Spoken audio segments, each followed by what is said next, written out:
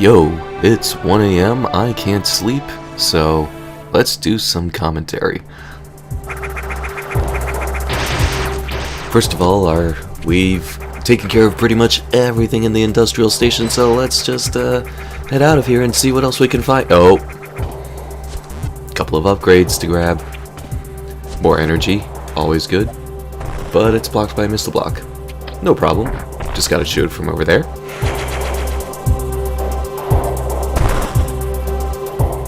And getting through that invisible pathway leads us to this missile tank. And through this dirt pile, we'll find something, I am sure of it. I'm eager to find something, so let's speed boost to it. And what do we find, except another game of Metroid? So the game of Metroids have picked up this charge move. Thankfully I'm not hit by it this time. At least not by the actual significant part of the charge.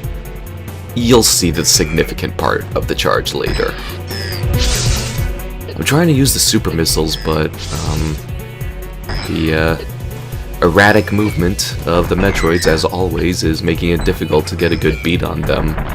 Which is a shame, because if you can get 2 super missiles on a game of Metroid, that's enough. That's gonna kill them.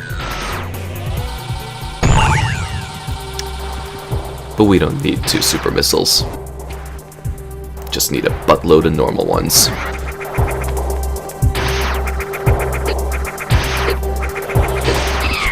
Meanwhile, I continue my quest to be hit by every little bit of local wildlife on planet SR-388.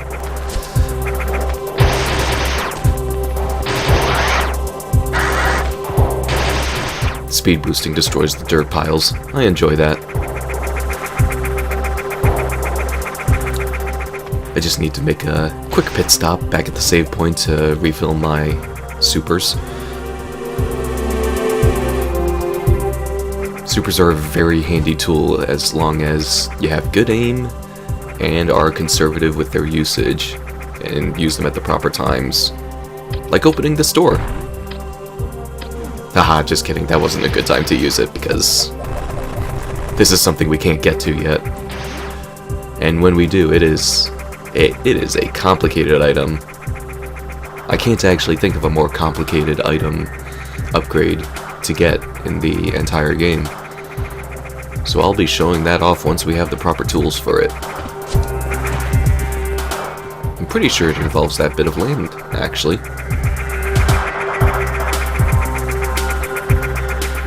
Anyway, here we are at the edge of the industrial station, and it doesn't look like we have any ground left to cover there, so let's just head on back. The weird thing about this tunnel here is that there are those speed booster blocks, implying that you can, of course, just speed boost and run through that wall, get through this area faster. But there isn't really enough ground for the speed booster. It's weird. Meanwhile, over here is a missile tank we could have picked up like 3 videos ago. Go figure. Now there's one place we can be heading, and it's where most of the remaining 6 Metroids are, if not all of them. You may recall, over here, were those chevron blocks. Now we finally have the tools to deal with them. But first we have to set things up correctly. So our goal is to make a flat path along the ground, and you can't do that with the bomb blocks in the way, and you can't do that with gaps in the floor, so you can't bomb too much. With that all said and done, it's easy to just speed boost past and enter the next phase of our Metroid hunt.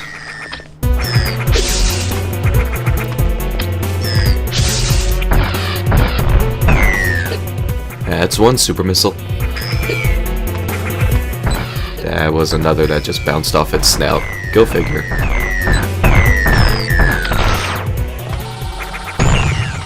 You may recall from the in-game tooltip that super missiles are 5 times as powerful as a normal missile, so that means a game of Metroid has 10 normal missiles worth of health. Not a terrible metric. Now this fight here... This is embarrassing. It's one of those things, right? Where everything goes well on your practice run of the LP, but then everything goes to shit the second you start recording. So that's what the charge move can do if Game on Metroids get you in their long spindly arms. They can actually pick you up, shock you for a good amount of damage, and if they're dicks enough, they can just spam the charge and back you into a corner where it's really difficult for you to avoid it, especially in a vertically challenged space like this. Basically what I'm saying is, fuck this adolescent Metroid and his stupid bedroom. But there's more. Just gotta know that those bomb blocks are there. How are you supposed to know?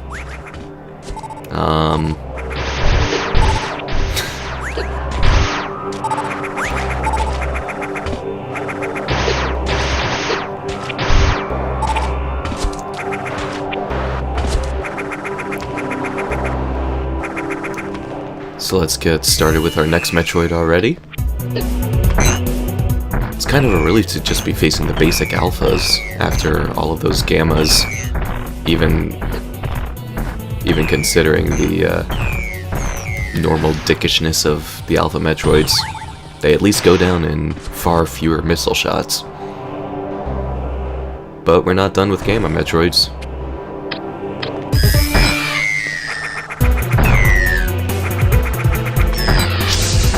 Okay, come on, that super missile had to have hit him right then, right there, in his weak point. You had to have seen that, right?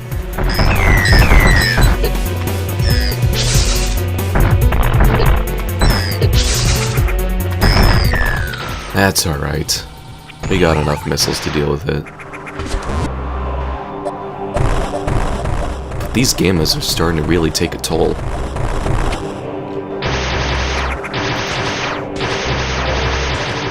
I've had the most embarrassing fight with a gamma so far. That was the one where he managed to grapple me like 6 times.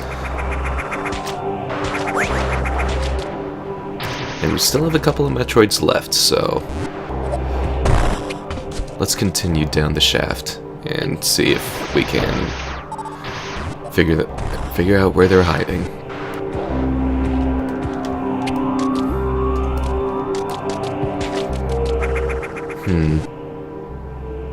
Bomb this and the whole floor goes away. And down in the lower half of the room is our next gamma. Go figure. He's coming really close and just wants to get right up in my business. He just wants a hug. Unfortunately, his hugs are incredibly damaging and violent. And I'm not sure I'm okay with that.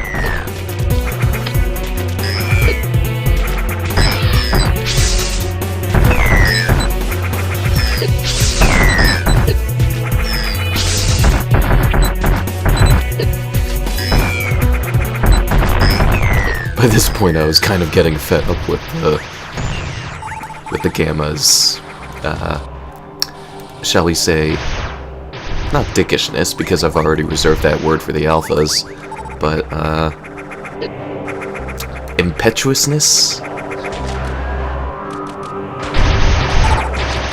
This room's a funky one. So we could see, just by the super missile pickup, that there's stuff beyond that room, but those are just collapsible blocks in the way we can't get through. We have to make our way around this way.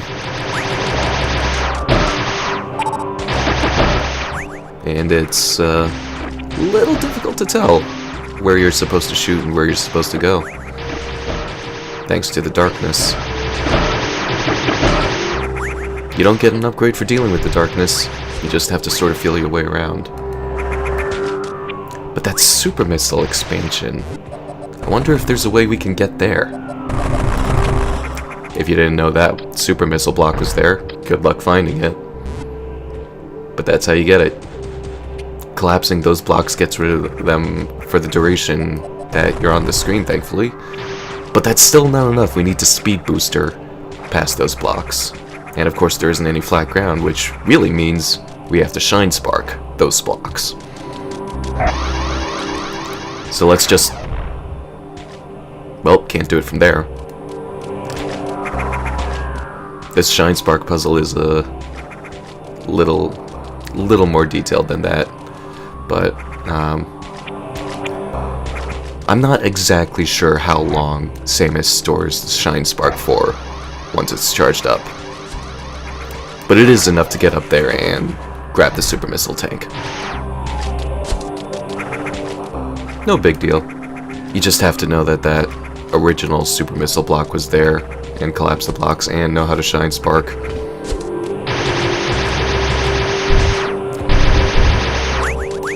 I may have mentioned this, but most of the game's well-hidden items are hidden behind shine spark puzzles.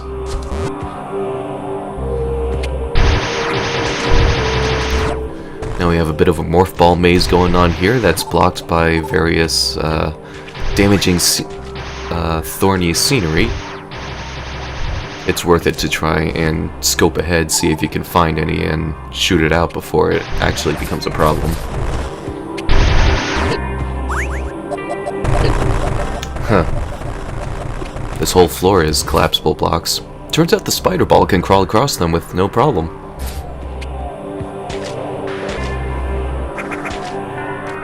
Can you see?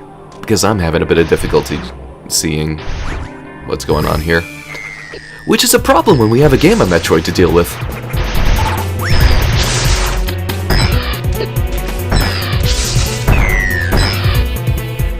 This one's definitely the broody teenager who never likes to hang out in anything but the dark. But at least I managed to land 2 super missiles on him. Kill him relatively quickly. Him, her, it. Let's not get back into the which gender pronoun debate.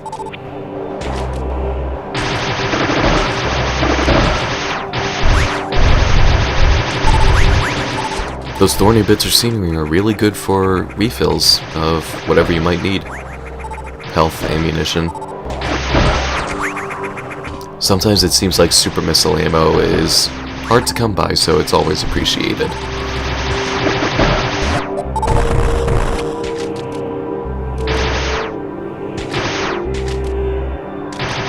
Anyway, those were all the Metroids that were in this area, so let's get out of this dank place. It gives me the willies. Just making sure there was nothing else down there.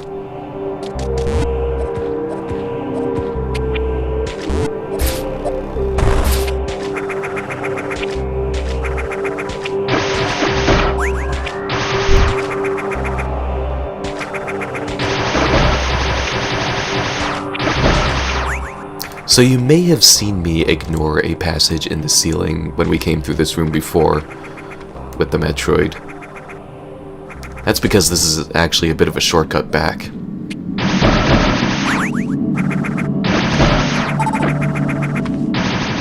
Back to the floor of this Chozo Temple. Bet you didn't realize that we could super missile our way out of that. Super missile our way through that floor, so to speak. Alright, that's done. There must have been an earthquake. I kind of missed it, if there was. But there must have been an earthquake that changed something around here, so let's see if we can discover what has changed.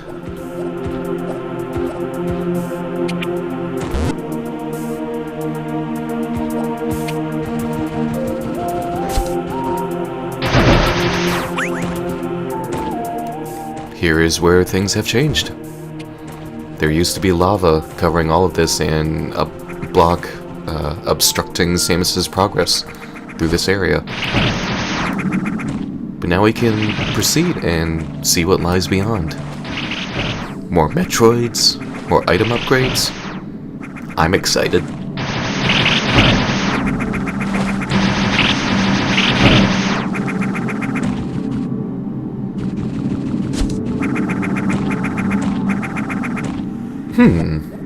That doesn't look natural.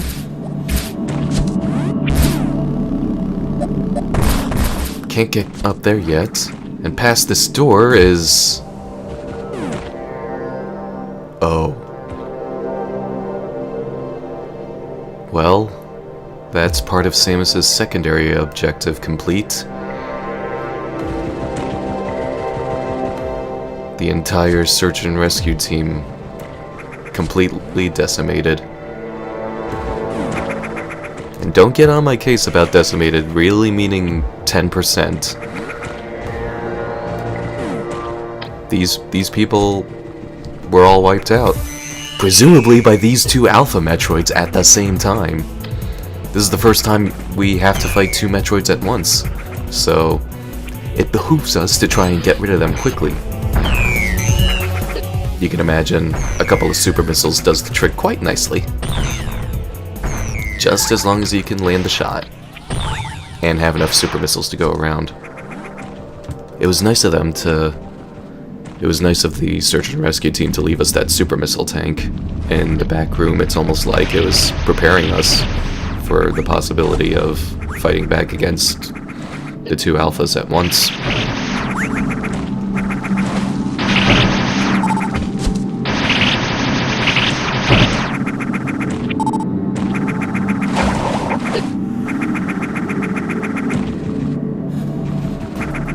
So we had another earthquake, which changed something.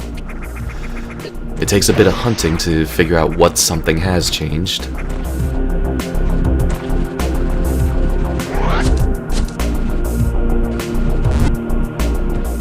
Back through this room. I will always hate this room because of that incredibly well-hidden missile tank.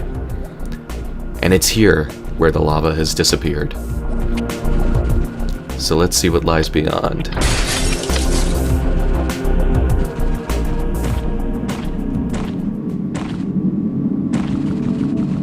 We're descending further and further into the depths of SR-388 into a mining facility. It's a nice touch throwing in that cordite is the primary material that is mined here. I'm not sure where else it has shown up aside from the Metroid Prime series, but I know it has shown up in the Metroid Prime series. I can't quite remember which material, which item you were supposed to use to destroy cordite in the Metroid Prime series, since that was how that differentiated which items you could destroy with which weapon. I think it was just missiles.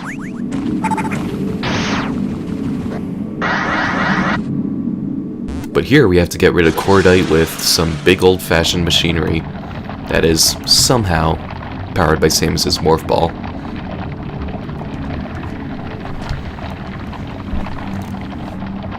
But this is just made for mining cordite.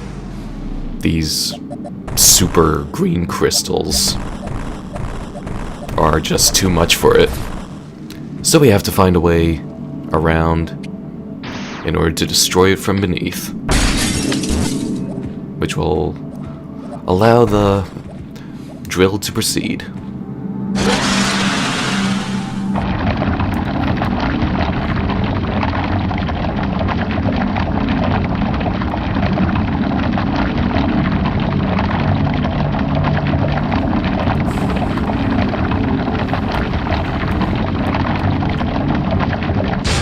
That's as far as we're going. This is our stop.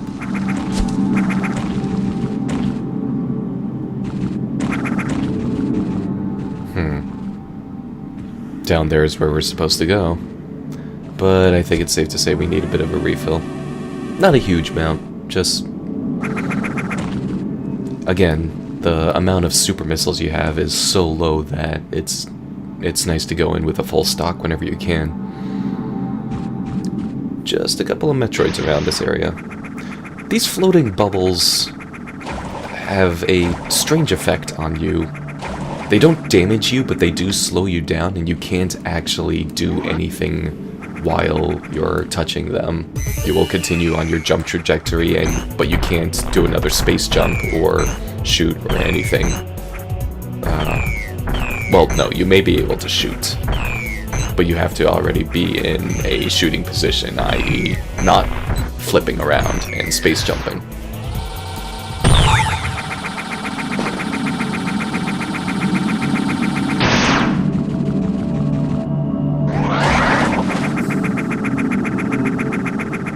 So we're certainly making up for the lack of progress in Metroid hunting last video, because we are going above and beyond with the amount of Metroids we are getting here. We're clearing out at least 2 neighborhoods. Yeah, you can shoot. You just have to already be in a shooting position. And of course we have one last gamma to deal with.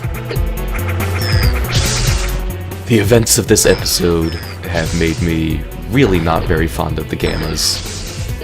Just get away. I don't want a hug.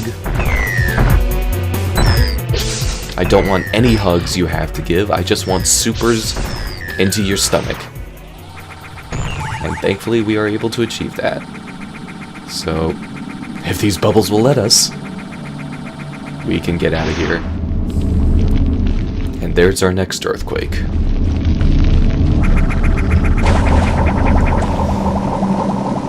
I meant to do that. No? You don't believe me? That's fine, I was lying. I didn't mean to do that.